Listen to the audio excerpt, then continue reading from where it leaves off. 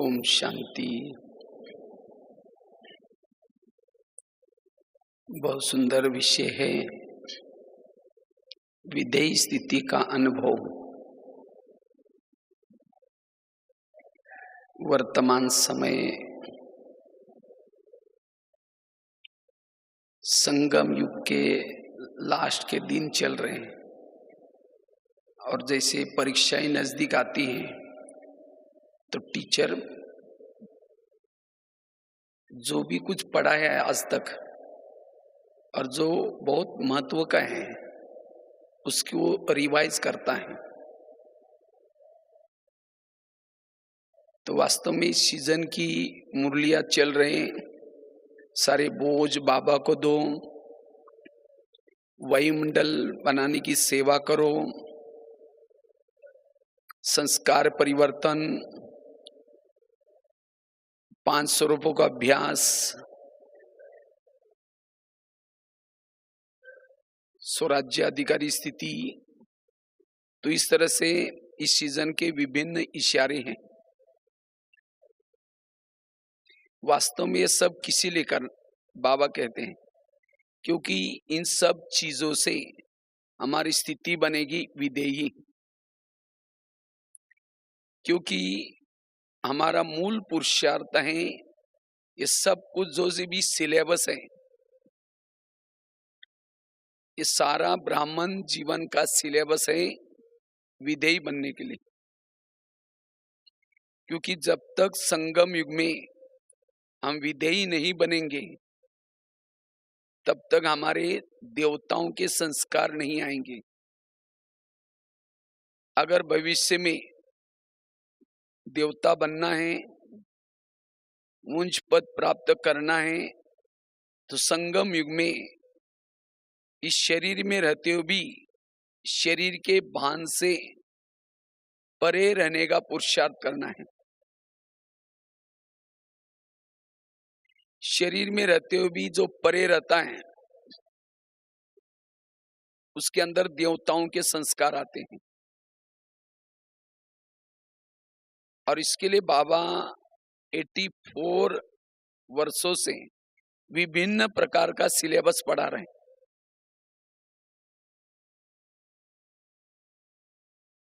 ये 4 सब्जेक्ट रखे उसके लिए: ज्ञान, योग, धारणा और सेवा। ये चारों सब्जेक्ट का सार भी है विधेयी बनना।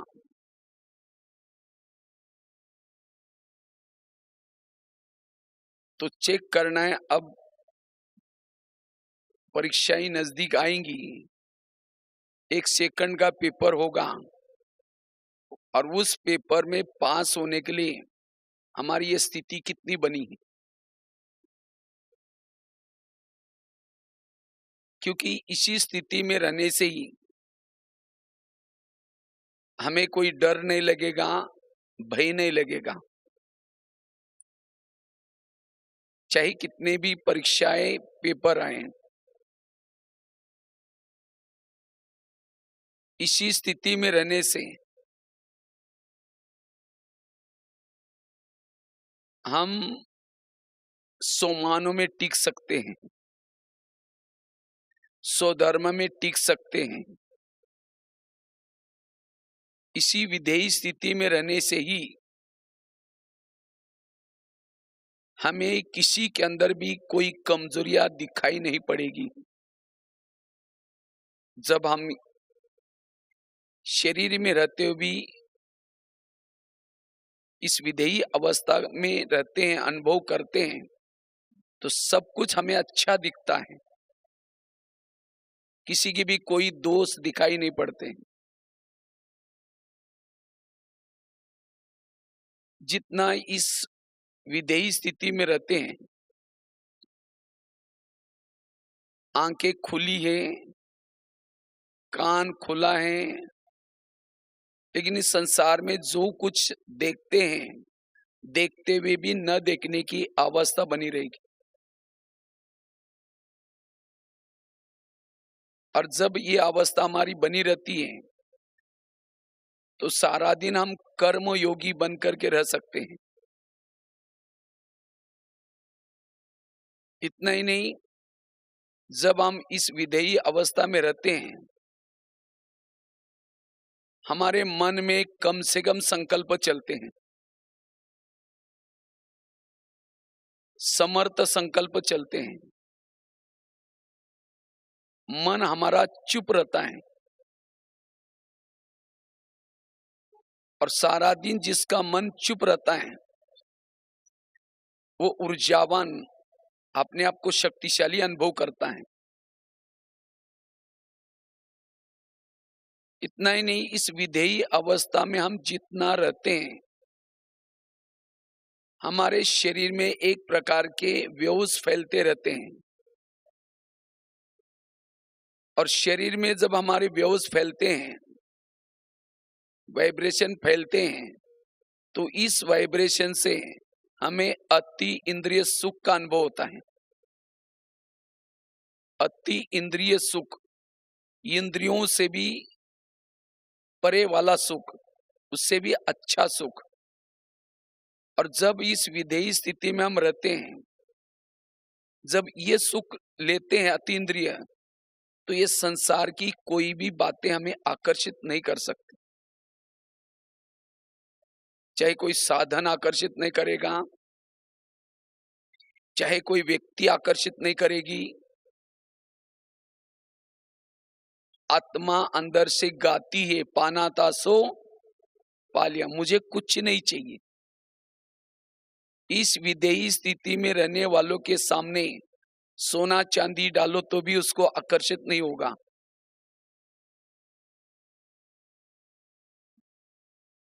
और वही स्थिति हमें देवता बनाएगी। देवताएं सतयुग में खुश क्यों हैं? वो इसीलिए नहीं खुश, हम सोने के महलों में रहते हैं, हमारे शरीर बड़े सुंदर हैं, क्योंकि संगम युग की उनकी स्थिति नेचुरल विधेयी है, और विधेयी के कारण उनको वो अति इंद्रिय सुख मिलता है।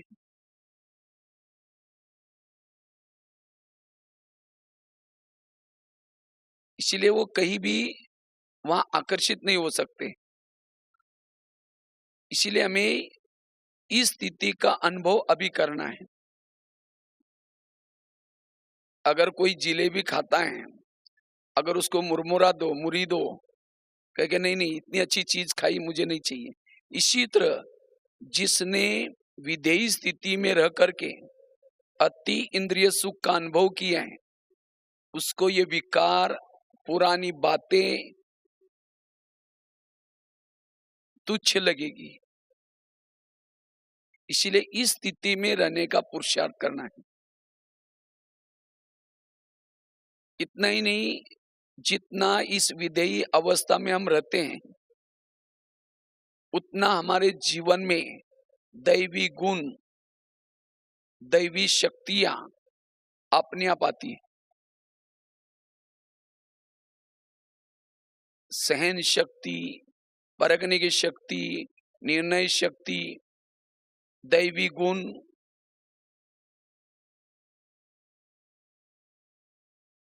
सारे दैवी गुण आत्माभिमानी स्थिति के, ये विधेयी स्थिति के पुरुषार्थ के फल है। आज कई कहते हैं मुझे सहन ही नहीं होता, मुझे गुस्सा आता है। अगर सहन नहीं होता तो इस अवस्था का पुरुषार्थ हमारा कम है। जितना इस स्थिति में रहेंगे तो ऑटोमेटिकली हमारे जीवन में ये गुण रूपी फल आएंगे। अभी गीत बज रहा था, आंधी और तूफान से मैं सहज ही खेलने वाली हूं, मैं एक आत्मा हूं। तो आंधी तूफान से, जीवन के विघ्नों से वही खेल सकता है जिसकी स्थिति आत्म अभिमानी विधेयी स्थिति है। विधेयी स्थिति वाला समस्याओं का समाधान करता है, जीवन में आने वाली कारणों का निवारण करता है, वो बुराई को भी अच्छाई में बदल सकता है सहज। और जो विधेयी स्थिति में रह करके जीवन में आने वाले विघ्नों को पॉजिटिव में लेता है, वही विघन उसके लिए तोहफा बन जाते हैं, तूफान भी तोहफा बन जाता है, उसे और ही वो आगे बढ़ता जाता है। लेकिन निगेटिव को पॉजिटिव बनाने के लिए विधेयी अवस्था चाहिए। विधेयी वाला ही कर सकता है, वो क्वेश्चन नहीं करेगा। No question, no correction, no quotation, मन चुप। और जितना इस अवस्था में रहते हैं विधेयी स्थिति में, हम वायुमंडल को शुद्ध बनाने की सेवा ऑटोमेटिकली कर सकते हैं। जैसे सूर्य उगता है, तो सूर्य उगने से कितनी सारी सेवाएं हो जाती है अपने आप। इसी तरह विधेयी स्थिति अर्थात सूर्य के समान स्थिति, और सूर्य को कोई बादल भी ढक नहीं सकता। इस अवस्था में रहने वाला, उसको कोई भी प्रकार के विघन ढक नहीं सकते, परिस्थितियां ढक नहीं सकती। भले विघन आएंगे, कुछ दे के जाएंगे।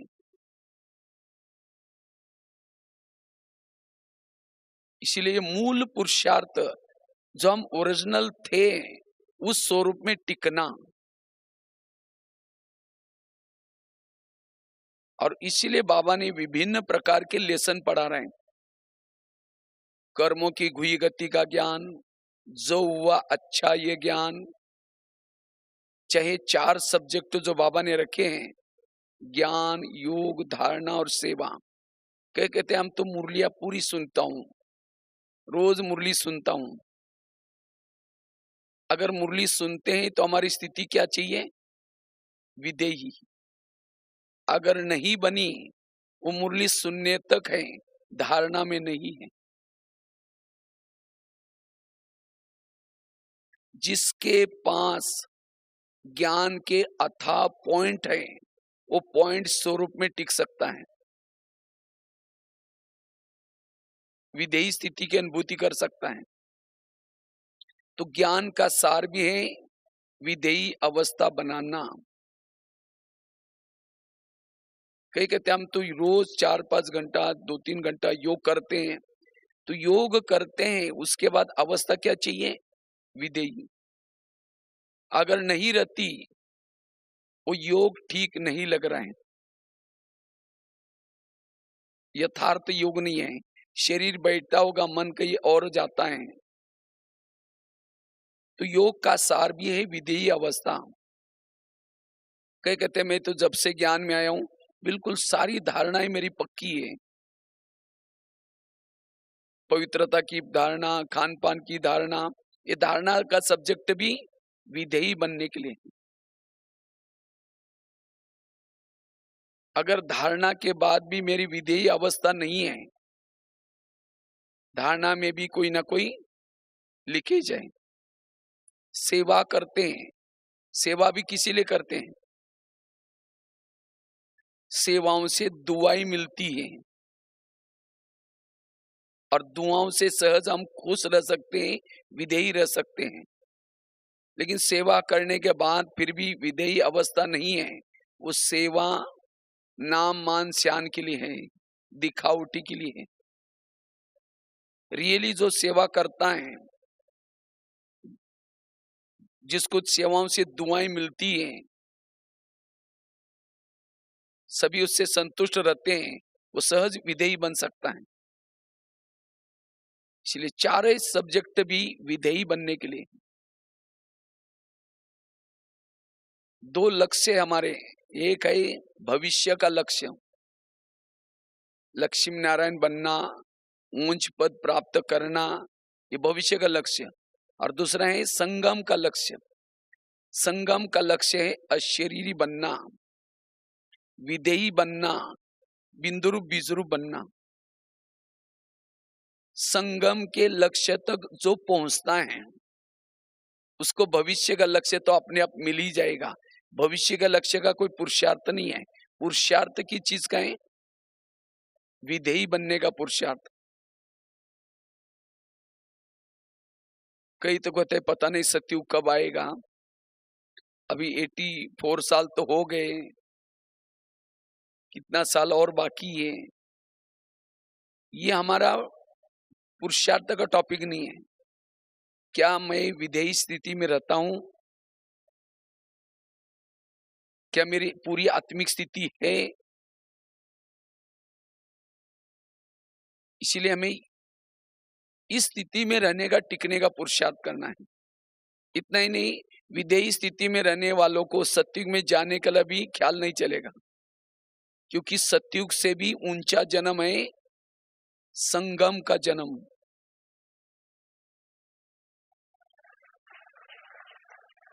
और जिन्होंने इस संगम के जन्म का आनंद ले रहे हैं, वो कभी नहीं कहेगा कि सतयुग कब आएगा और कितने साल रह गए, वो उसका सोचेगा नहीं उसके लिए। इसलिए इस अवस्था में रहना है। जितना इस अवस्था में रहते हैं उतना हमारे संकल्प में बल आता है, वाणी में बल आता है, दृष्टि में बल आता है।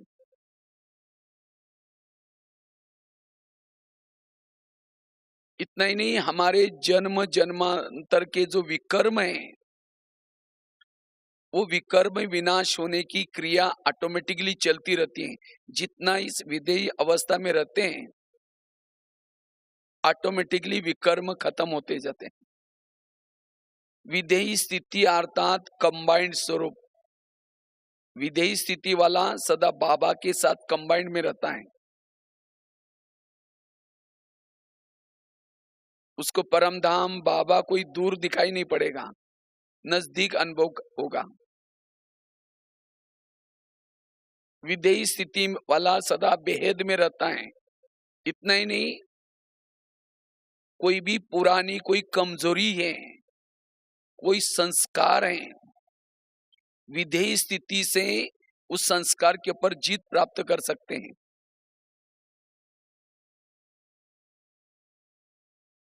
इसलिए अब हमें इस विधेयी स्थिति का अनुभव करना है। जिन्होंने पहला लेसन पक्का किया है आत्मा का, अंत का भी वही लेसन है, अंतिम बनना वही है। जैसे कोई बिल्डिंग बनाते हैं, फाउंडेशन मजबूत होता है। जितना फाउंडेशन मजबूत है, बिल्डिंग भी आंधी तूफान में गिरेगी नहीं। इसी तरह जिन्होंने इस विधेयी स्थिति का फाउंडेशन पक्का किया है, वो विघ्नों में विजयी बनता है। विभिन्न प्रकार के विघ्न आते हैं, अगर उसमें पास होना है, ये विधेयी स्थिति चाहिए।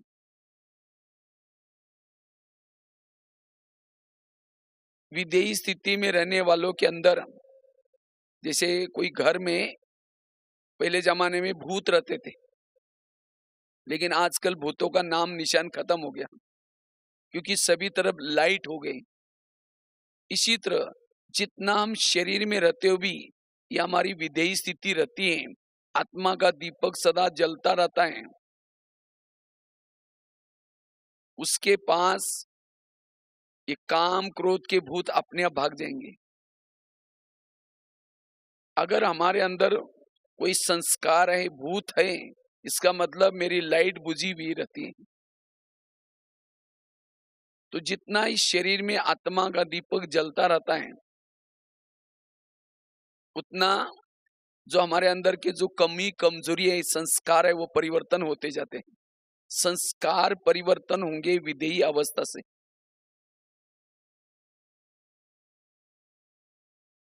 इसलिए हमें मूल अभ्यास करना है। इससे वायुमंडल बनेगा, सब अच्छा दिखाई पड़ेगा, अंतिम समय में पास हो जाएंगे। लेकिन इस अभ्यास, इसकी अनुभूति करने के लिए हम पुरुषार्थ क्या करें? विधेयी स्थिति हमारे पुरुषार्थ में बहुत ही महत्व की है, लेकिन उसका अनुभव हम कैसे करें? उसके लिए सबसे पहली बात है, अगर हमें विधेयी स्थिति का अनुभव करना है, उसके लिए रोज स्वराज्य अधिकारी बन हर इंद्रियों की हमें चेकिंग करनी है। मेरी सारी कर्मेंद्रियां श्रीमद् प्रमाण चल रही हैं।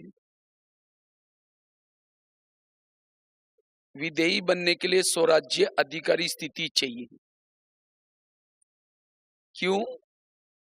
अगर सारा दिन आंखें जो चाहे देख रहे हैं, कान जो चाहे सुन रहे हैं, मन जो चाहे सोच रहे हैं, अगर ये स्थिति है तो हम विधेयी स्थिति में नहीं रह पाएंगे। वो बार बार विचार आएगी, ऐसा क्यों हुआ, ये क्यों हुआ।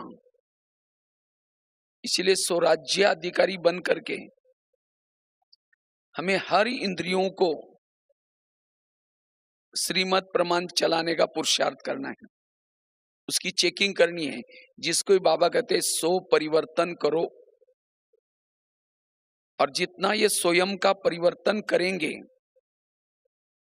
स्वयं का परिवर्तन मतलब हर इंद्रियों को स्वराज्य अधिकारी बनकर के चलाना।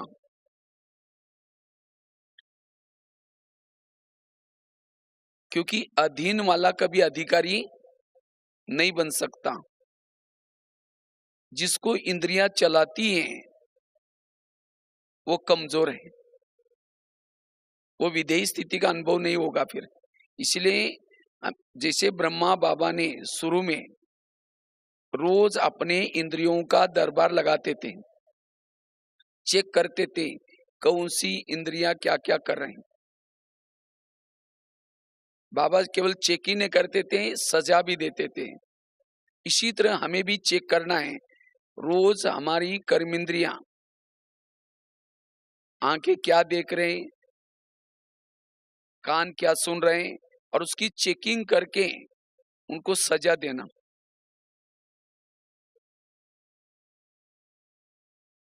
तो कहते हैं ना, अंधेरी नगरी चौपट राजा टकेसर बाजी टकेसर खाजा।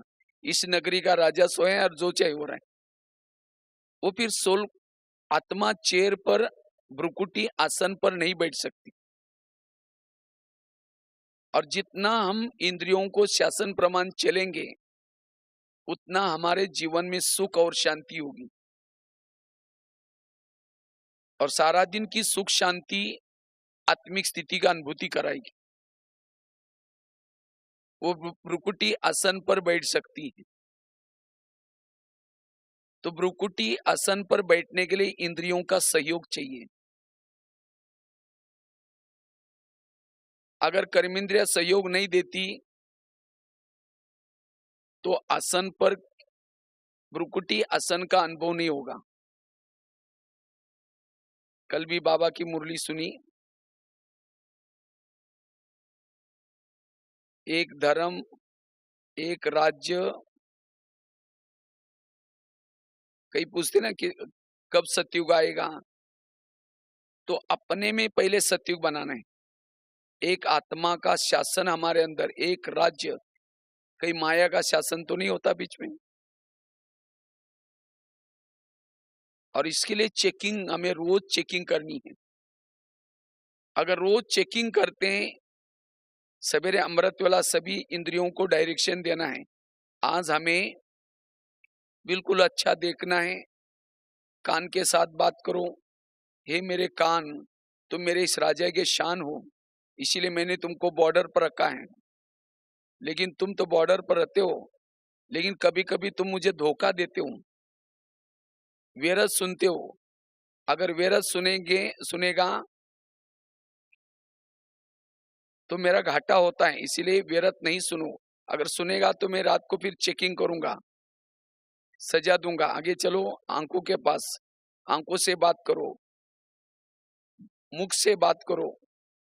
और एक एक इंद्रियों को जितना श्रीमद् प्रमाण चलाते हैं तो आत्मा निश्चिंत होकर के भ्रुकुटी आसन का अनुभव करती। इसलिए स्वराज्य अधिकारी बन करके इंद्रियों पर शासन करना है। और जो इंद्रियों पर शासन करता है सहज स्वराज्य अधिकारी बनता है। और भविष्य का इस इंद्रियों पर शासन वालों को ही भविष्य का विश्व का राज्य भाग्य मिलता है। राजा लेने के लिए दौड़ने की जरूरत नहीं, लेकिन अपनी इंद्रियों पर शासन करना है। और जितना इंद्रियों पर शासन होगा उतना लोग कहेंगे ये बहुत अच्छा है, ये माता बहुत अच्छी है, ये भाई बहुत अच्छा है। क्यों? इंद्रियों पर शासन है, इसलिए उसके बाद सहन शक्ति होगी, परखने की शक्ति होगी, सारी गुण और शक्तियां होगी। और जब गुण और शक्तियां होगी तो सहज आत्मिक स्थिति में रह सकते हैं, सहज विधेयी अवस्था की अनुभूति कर सकते हैं। तो विधेयी स्थिति का अनुभव करने के लिए स्वराज्य अधिकारी बन करके हर इंद्रियों को शासन प्रमाण चलाने का पुरुषार्थ।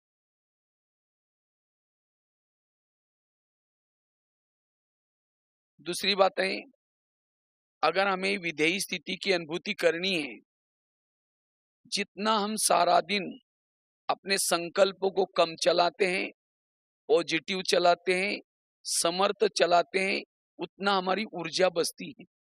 और उसी ऊर्जा से हम सहज ही विधेयी स्थिति की अनुभूति कर सकते हैं। कम संकल्प, पॉजिटिव, समर्थ संकल्प। आत्मा एक ऊर्जा है और उस ऊर्जा का अनुभव करने के लिए संकल्प।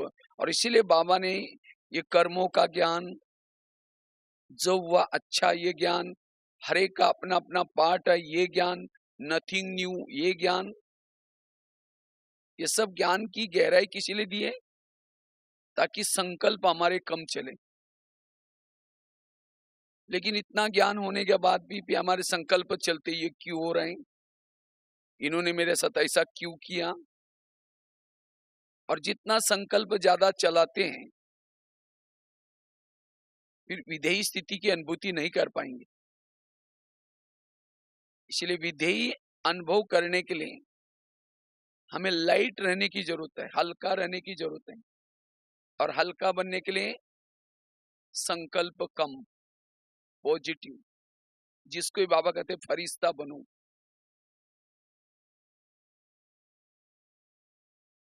तो जितना हम संकल्पों को कम चलाते हैं, पॉजिटिव चलाते हैं, सहज विधेयी स्थिति की अनुभूति कर सकते हैं।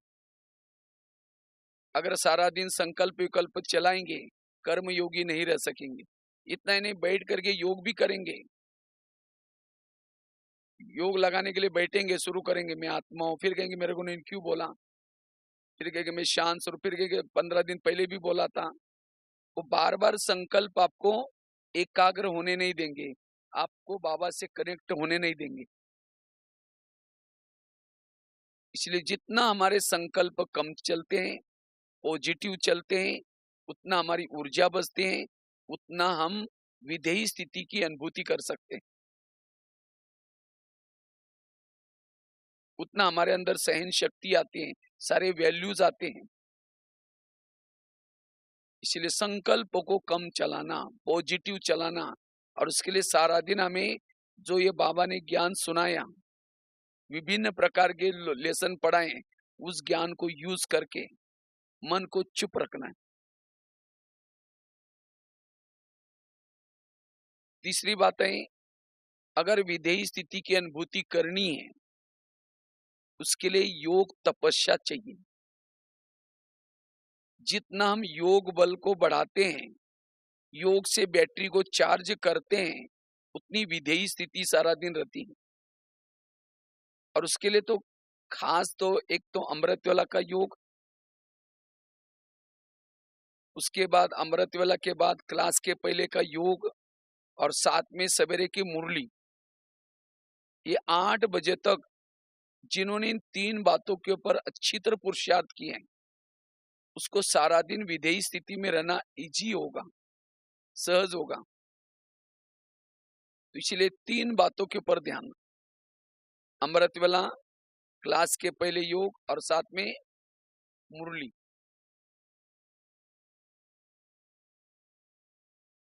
लेकिन योग भी हमारा यथार्थ हो।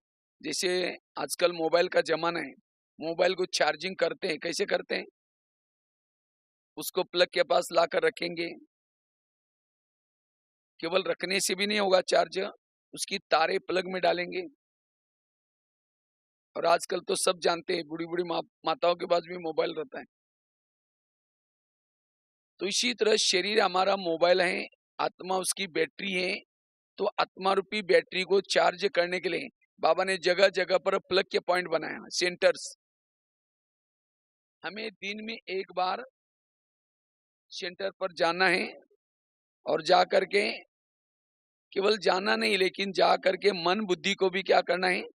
बाबा के साथ ज्वाइन करना है। मोबाइल को केवल ला करके प्लग के पास रखा, रात भर रखा, तारे डाली नहीं, चार्जिंग कैसे होगा? इसीलिए तारों को डालना, दोनों भी तारे डालना है, ऐसा नहीं कि एक डाली दूसरी बाहर है।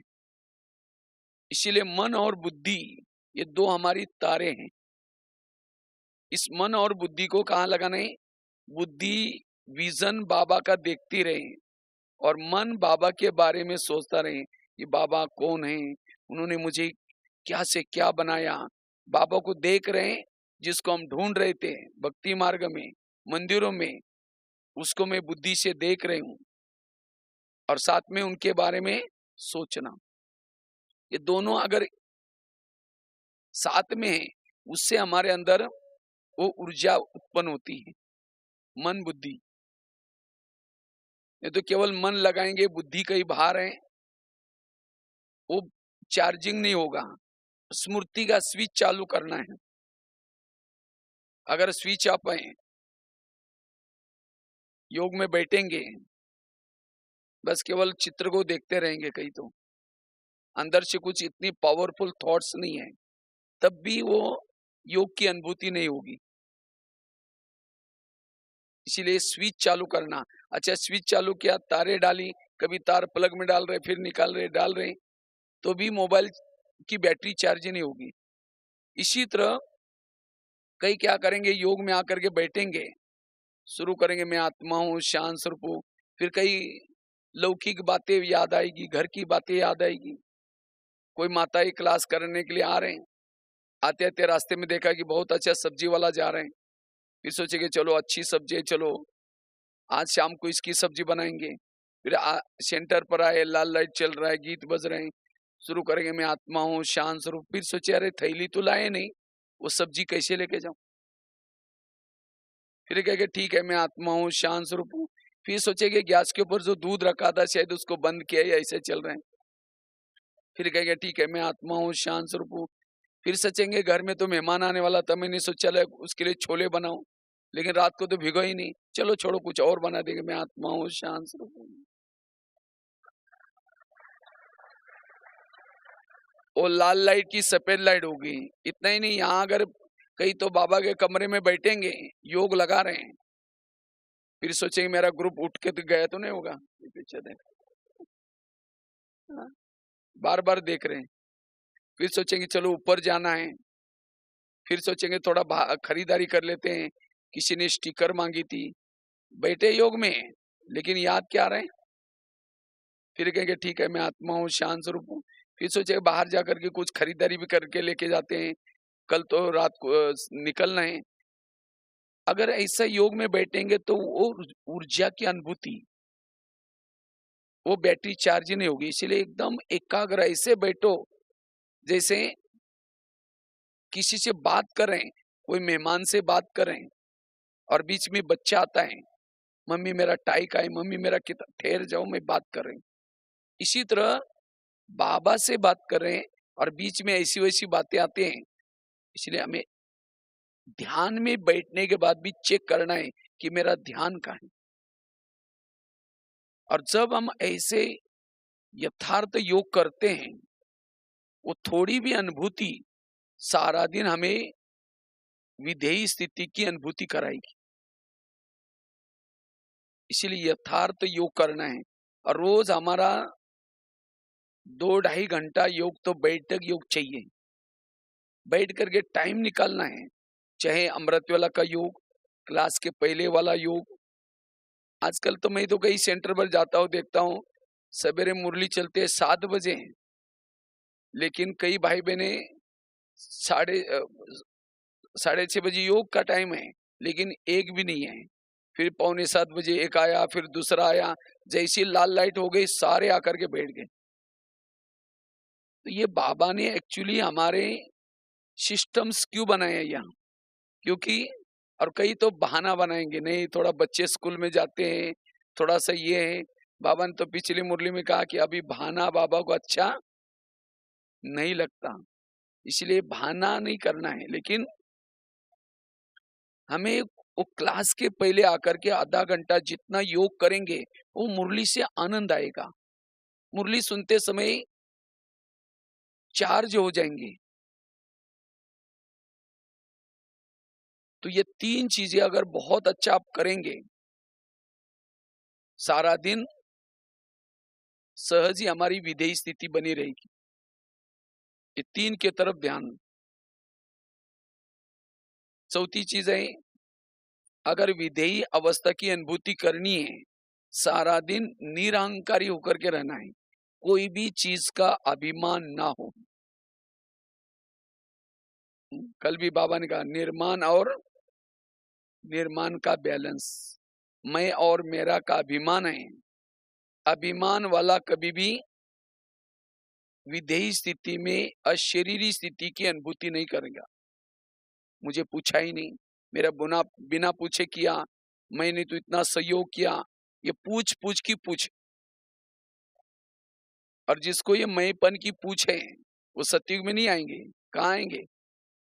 त्रेता युग में जितने भी राम के भगत है, सबको पीछे से पूछे। और सतयुग में जो गोप गोपिका है, एक गोप गोपिका को भी पूछ नहीं है, क्योंकि वो निरहंकारी है। इसीलिए चेक करो कहीं मुझे अभिमान तो नहीं है, कुछ सहयोग करने का अभिमान, कईयों को कोई विशेषता का अभिमान। वास्तव में हमारे अंदर जो भी विशेषता है, गुण है, कलाएं हैं, ये बाबा की देन है, हमारा कुछ भी नहीं है।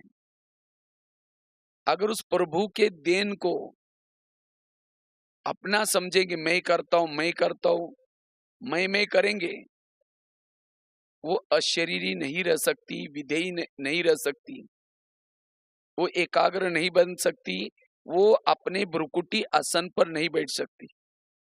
इसलिए बाबा ने कराया, बाबा कराता है। मैंने खुद भी अपने जीवन के अनुभव से देखा। वैसे तो मेरा परिचय बता रहे थे बहने, रद्दी में एक किताब मिला, उसी से ज्ञान में आए। वैसे तो मैं महाराष्ट्र में एक छोटे से गांव में जन्म हुआ, 11 साल स्कूल भी नहीं गया था, क्योंकि माँ बाप पढ़े लिखे थे नहीं। तो 11 साल के बाद हमारे खेती से एक बच्चा रोज आता था थैला लटका के। तो मैं सोचा ये बच्चा को रोज कहाँ जाता होगा। तो एक दिन उस बच्चे के पीछे पीछे चला गया, आधा पौन घंटा दूर जितना गांव था। तो वहां गए तो एक छोटी सी रूम थी, 7 कक्षा इकट्ठी बैठती थी, एक टीचर आकर के पढ़ाता, वो स्कूल थी। तो 2 दिन तो मैं गया, लेकिन अंदर जाने की हिम्मत नहीं की। फिर एक दिन मैं हिम्मत करके गया, तो टीचर पढ़ा रहा था।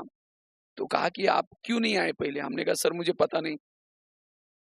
जब मेरी लगन दे करके कहते हैं ठीक है कल से आओ, जाना शुरू किया। पहले दिन टीचर ने 5वीं कक्षा में बिठाया, क्योंकि एक ही टीचर था, 7 कक्षा इकट्ठी थी और हर कक्षा में 2-3 बच्चे थे।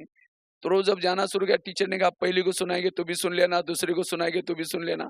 रोज जब जाना शुरू किया, घर वालों ने मना किया, आपने आज पैसे नहीं जाना। हमने कहा पैसे नहीं मांगेंगे, ऐसे पढ़ूंगा। तो 7वीं कक्षा में बोर्ड की परीक्षा थी, तो रद्दी से डायरी लाता था, धुलाई करके फिर लिखता था। तो एक दिन आया, उसी रद्दी में बाबा का एक किताब मिला, और उस किताब की बातें सुन करके बाबा के ज्ञान में आए। उसके बाद में 10वीं के बाद फिर ITI का कोर्स करने के लिए बड़े शहर में गए। तो 2 साल ऐसे ज्ञान में अनुभव करता था। बट जब बड़े शहर में गए, तो वहीं गीता पाठशाला थी, छोटी सी, 2-4 लोग आते थे, तो मैंने भी जाना शुरू किया। तो कभी कभी 1 साल जितना हो गया होगा, तो कभी बहनों को मुझे कहा कि बहन जी मुझे भी माउंट आबू जाना है। कहते तुम तो चुप रहते हो, कुछ बोलते नहीं है, तुम तो पत्थर हो, तुम कहाँ वहां आगे आगे क्या करोगे।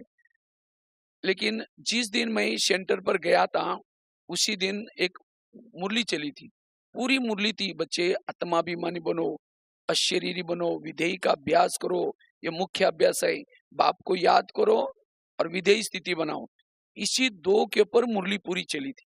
तो मैंने बाहर गया और मैंने अपने हाथ पर लिख करके रख दिया उसी दिन।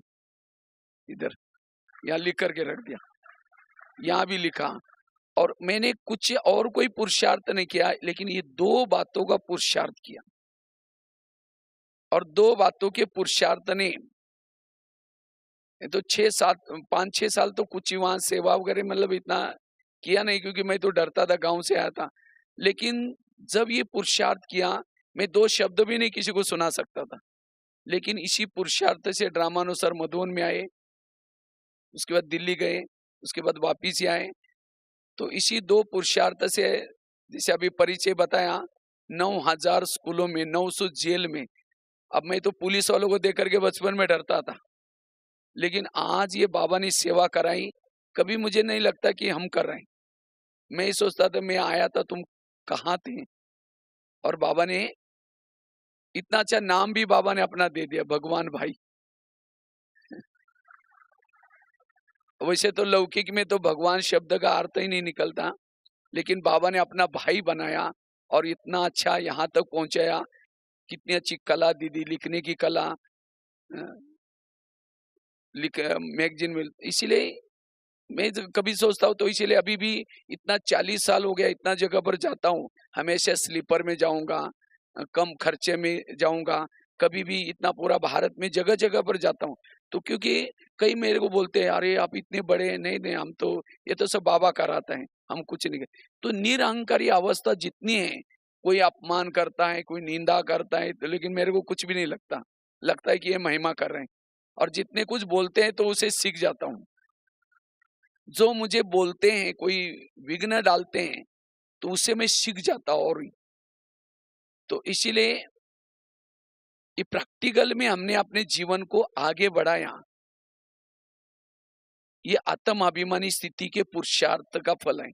सहन करने की भी शक्ति। मेरे जीवन में बहुत प्रॉब्लम्स आए हैं, लेकिन पॉजिटिव सोचा और पॉजिटिव से आगे बढ़ते गए। तो इसीलिए अगर निरहंकारी हम जितना रहते हैं, उतना हमारे अंदर, इसीलिए बाबा ने खास कहा कि बच्चे निराकारी बनो, निर्विकारी बनो, निरहंकारी बनो। तो जितना हम निरहंकारी स्थिति में रहते हैं, उतना ये अवस्था बनाना बहुत इजी, बहुत सरल है। नहीं तो कईयों को लगता है, अरे मुझे पूछा नहीं, फिर वही इस बात का वो आत्मा सोमान में नहीं टिक सकती। कितनी बातें हो गई? पहली बात बताई, अगर हमें विधेयी स्थिति का अनुभव करना है, उसके लिए स्वराज्य अधिकारी स्थिति का अभ्यास। दूसरी बात बताई, अगर विधेयी स्थिति का अनुभव करना है, संकल्प को कम चलाना है। तीसरी बात, विधेयी स्थिति का अनुभव करना है, यथार्थ योग करना है। चौथी बात, निरहंकारी बनकर रहना है। पांचवी बात है, अगर विधेयी स्थिति में रहना है, पवित्रता की धारणा चाहिए। पवित्रता के बिना विधेयी स्थिति की अनुभूति नहीं होगी। जितना हम पवित्रता की धारणा करते हैं, मनसा वाचा कर्मणा। जैसे पहले जमाने में एक दिया आता था, दिए में केरोसिन डालते थे, बीच में बाती रहती थी, माचिस लगाओ, फ्लेम जलती थी।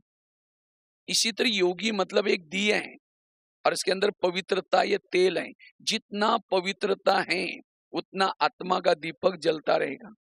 इसीलिए बाबा ने यहाँ आने वालों को पवित्रता के ऊपर ध्यान दिलवाए हैं। जो पवित्र रहेंगे, उतना उसकी आत्मा की ऊर्जा दूर तक फैलेगी। अगर मेरे विधेयी स्थिति नहीं है, इसका मतलब पवित्रता में, और माया ने तो ऐसे साधन बनाया,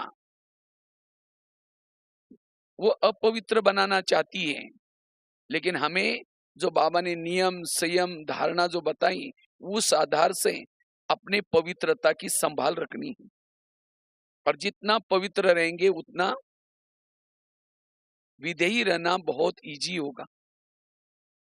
विधेयी स्थिति में रहने के लिए 7 स्वरूपों का अभ्यास, जो मूल हमारे आत्मा के 7 गुण हैं, अगर ये 7 गुणों में से कोई एक गुण के में अंदर भी आप टिकते हैं तो भी विधेयी अनुभव कर सकते हैं। शांत स्वरूप, आनंद स्वरूप, मैंने खुद इसको दिनचर्या में बनाया था। सप्ताह के 7 दिन है। सोमवार के दिन शांत स्वरूप का अभ्यास, मंगलवार के दिन आनंद स्वरूप का अभ्यास, बुधवार के दिन शक्ति स्वरूप का अभ्यास। तो एक एक दिन एक एक स्वरूप का अभ्यास करेंगे, इसे विधेयी स्थिति बनेगी। ये 7 गुणों की हमारी कमी हो गई, इसीलिए हमारा देहबान आ गया। ये 7 गुणों को जितना बढ़ाएंगे, जैसे 18 जनवरी के समय, जनवरी महीने में सभी का ध्यान रहता है, अव्यक्त महीना है, साइलेंस में रहते, एक शांति के गुण को अपनाते, उसी समय थोड़ा सा विधेयी अशरीरी का अनुभव होता है। अगर हम अपनी दिनचर्या में रोज इस 7 गुणों में से एक एक गुण को अपनाएंगे तो सहज विधेयी अवस्था की अनुभूति कर पाएंगे, जिसको बाबा कहते सतो प्रधान बनो। इसके साथ साथ अगर विधेयी स्थिति की अनुभूति करनी है, सोमानों के अभ्यास, जितना सोमानों में रहते हैं हम विधेयी स्थिति की अनुभूति कर पाएंगे। बाबा ने बहुत सारे सोमान दिए हैं। तुम शिव शक्ति हो, महावीर हो, मास्टर सर्वशक्तिवान हो। जितना सोमान में टिकेंगे उतना हमारी सोमान से आत्मा के अंदर ऊर्जा क्रिएट होती है। सोमानों के अभ्यास, और एक बहुत सुंदर अभ्यास मैंने शुरू में जो आत्मिक स्थिति का अभ्यास करने के लिए, विधेयी बनने के लिए किया था। बाबा कहते हैं शरीर तुम्हारी गाड़ी है और आत्मा कौन है? उसका ड्राइवर है। जैसे लौकिक में गाड़ी का ड्राइवर सारा दिन गाड़ी को घुमा करके रात को कहाँ लगाते हैं? गैरेज में। इसी तरह हमें भी अभ्यास करना है, शरीर मेरी गाड़ी है और सारा दिन उसको घुमा फिरा करके रात को कहाँ लगा दिया? गैरेज में। शरीर का गैरेज है बेड, तो बेड पर रख करके जैसे ड्राइवर क्या करता है, गाड़ी को लगाते हैं और कवर ढक करके लॉक करके गाड़ी को नमस्ते करके लिफ्ट से अपने घर में जाता है। और आजकल तो बड़े बड़े शहरों में नीचे से पिलर उठाते और पार्किंग नीचे होता है और रहने का ऊपर होता है। इसी तरह 3 लोग में ये सृष्टि है, शरीर रूपी गाड़ी रखने का गैरेज और आत्माओं का घर ऊपर है। चाहे अव्यक्त वतन में सो जाए या फिर शिव बाबा के पास जाकर के सो जाए, तो हमें गाड़ी को गैरेज में लगाना है। बेडशीट कंबल डाल करके गाड़ी को नमस्ते करो, क्योंकि 84 जन्म में बहुत गाड़ियां मिली, लेकिन ये संगम की गाड़ी बहुत महत्व की है। इसे 84 जन्म की कमाई हो रहे, तो नमस्ते करके अच्छी तरह लॉक करके ऊपर जाओ, बाबा के पास जाकर के समाचार सुनाओ। जैसे वो ड्राइवर जाता है, बेल बजाता है अपने फ्लैट की, मम्मी दरवाजे खोलती हैं, समाचार सुनाता है, तो इसी तरह बाबा को समाचार सुना करके बाबा से दृष्टि लेकर के जब तकिया पर सिर रखते हैं, समझो कि ब्रह्मा बाबा की गोदी में सो रहे, तो सवेरे उठते कौन याद आएगा? बाबा। फिर अमृत वाला योग करके फिर बाबा बाय बाय करके फिर नीचे आए, तो सारा दिन याद रहेगा कि मैं ऊपर से आया हूँ, मुझे ऊपर जाना है, मैं ऊपर से आया हूँ, शरीर अलग हूँ, आत्मा अलग। इसी तरह ये जितना इसका अभ्यास करेंगे, अगर किसी का शरीर आकर्षण भी होता है, लगता है शरीर है ही क्या, किसी के बिना चमड़ी के शरीर को देखो, दिखने का दिल करेगा। इसलिए शरीर में सबसे महत्व की चीज है आत्मा, तो आत्मा को देखना, आत्मा से बात करना। तो इस तरह से हमें इस स्थिति का जो मूल अभ्यास है, मूल स्वरूप है, और इससे हम देवता बनने वाले हैं। और इसीलिए बाबा को काफी सारे संकल्प को कम चलाने के लिए, पॉजिटिव बनने के लिए कितनी सारे पाठ पढ़ाने पड़े। इसीलिए टोटल इस ज्ञान का सारा है, हम मूल स्वरूप में जैसे आए थे वो स्वरूप बना करके जाना। इसीलिए इसका अभ्यास, उसके लिए 6-7 बातें बताई। पहली बात बताई, अगर हमें विधेयी स्थिति का अभ्यास करना है, रोज स्वराज्य अधिकारी बन करके हर इंद्रियों को श्रीमत प्रमाण चलाना। दूसरी बात बताई, अगर विधेयी स्थिति का अभ्यास करना है, संकल्प को कम चलाना, तीसरी बात बताई यथार्थ योग करना। चौथी बात बताई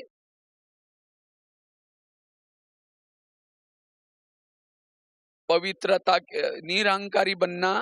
चौथी बताई पवित्रता की धारणा। 7 स्वरूपों का अभ्यास और उसके साथ में सोमानों का अभ्यास। इस तरह से गाड़ी को गैरेज में लगा कर सोने के लिए ऊपर जाना।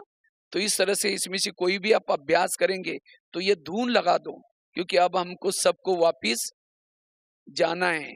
और बाबा कहते हैं बच्चे अचानक कुछ भी हो सकता है, इसीलिए एवर रेडी बनो। एवर रेडी वो है जो सदा अशरीरी स्थिति में रहता है। अगर ये